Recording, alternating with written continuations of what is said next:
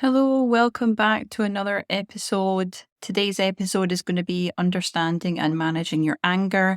If you struggle with anger, you're not alone. Many people find themselves having their anger triggered and it causing issue in work and relationships. So if this is you, stay tuned. This episode is for you.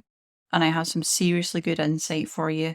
And while you're at it, hit that like button. It helps the channel out, and subscribe if you are looking for mental health tips and insight that actually work. So let's dive in.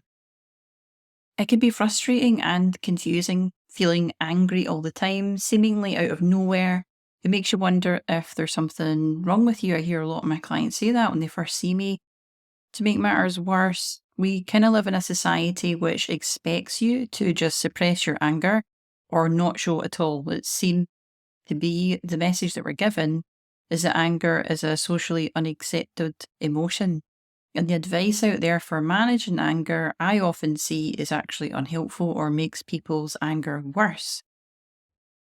Anger can make our relationships feel impossible. It's like a trigger. I'm sure a lot of you know what I'm talking about. Feeling angry all the time causes you pain, or feeling threatened when someone does or doesn't do something. These can all be reasons why our anger gets triggered, but yet we are expected to immediately calm down and not get angry. And this can seem unfair because other people who might be expecting us to do that, they might actually be the ones causing the harm, causing us to feel angry. Yet you're seen as the problem if you express anger. I'm going to talk about all sides of this and why this plays out. This dynamic, it creates like a flipped dynamic that feels like self-betrayal, honestly, when you try to work on your anger issues. But it doesn't have to be that way. You can learn to regulate your anger without playing into this dynamic. And I'm going to give you some step-by-step insight into how to do that, specifically with anger. I also have another mini course down below on regulating emotions in general, including anger. But for this episode, I'll be focusing strictly on anger. If you're interested in regulating emotions in general, check that link below. So anger is a natural emotion that everyone experiences, even me. People who don't struggle with anger, they seem to not immediately turn against it or act on it. That's what I understand healthy expressions of anger to be. If you're that person, you recognize that anger is coming up for a reason and they try to understand it. By doing that, they're allowing themselves to feel it and listen to the personal truth behind it, the reason that they're getting angry. Then they take empowered actions based on what they've just learned about themselves from their anger.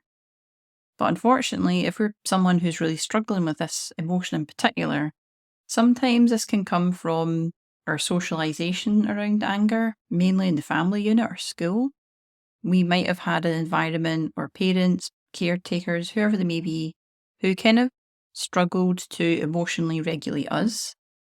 Our parents, the adults around us, are the first people to do that, and we learn off of them. So these might be parents or people that had a problem with their child's anger, maybe your anger when you were a child. Even shaming or invalidating it, this is an incredibly common experience, specifically with this emotion. I often find women get shamed more because of it when they're young girls, because we are socialised in a society where it is deemed unacceptable or not normal for women to be angry. This is absolutely not the case. I could rant about that for hours, I'm not gonna. But ladies, it's okay for you to be angry, just as often as men are. We're in that situation, we might have been in a circumstance where the people around us didn't try to understand why we were angry when we were younger, or to help us take empowered actions on it. And as a result, our anger escalates, and we learn to feel powerless in the world in general, and specifically in relationships too. If you struggle with anger, you may have internalized this faulty regulation process, and believe me, it's way more common than you think. You may aggressively display your anger, but maybe deep down kind of invalidate it and push against it inside yourself. If you resonate with this, hit that like button, let me know down below. I want to hear your experience. We don't understand the important reasons behind our anger, or really let ourselves fully feel it if this is a problem for us.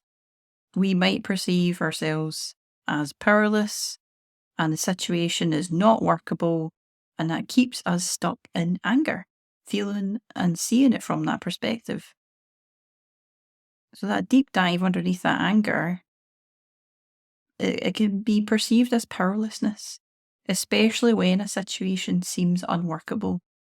Feeling threatened or in pain, you need to change the situation to regain a sense of empowerment. But if you believe it's unchangeable, you immediately feel powerless and stuck. This exacerbates our anger. Recognizing this unworkability is crucial to understanding and managing our anger. A common pattern among chronically angry people is failing to establish boundaries and enforce consequences within relationships. This does not mean punishing people, just clarifying this, talking about this generally in a kind but firm way. But instead, in the situation, our anger becomes the only consequence, and that ends up escalating the situation further. This is where we see the consequences of us being angry a lot. We have relationship breakdowns, fights with people, feeling resentful, feeling spiteful. If you're listening to this, you probably know what I'm talking about. But the good news is that there is some concrete steps you can take to regulate your anger.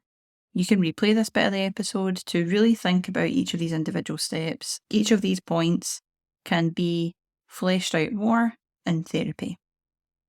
The first recommendation I would give, if you are a person who really struggles with anger, is to work with the part of you that turns against and invalidates your anger. I guarantee you are probably doing this in some way outside of your conscious awareness. So we have to become aware of that part of us that invalidates our own anger. Understand this aspect and help it see that its current strategy isn't working. Step number 2, recognize that your anger arises for an important reason and decide to understand it. Now, this might be different in different scenarios, but I promise you, if you make some effort to recognize and understand that anger, you will get so far away from this pattern. You'll become so much more lighter and easier to communicate with. Step number 3, close your eyes, feel your anger, and identify when it started and what happened. Don't get sucked into the drama story of it, but more from an observer's point of view. Identify when it started and what happened. Number 4, explore what makes you feel threatened, hurt, or afraid in the situation. Identify these unmet needs behind these emotions.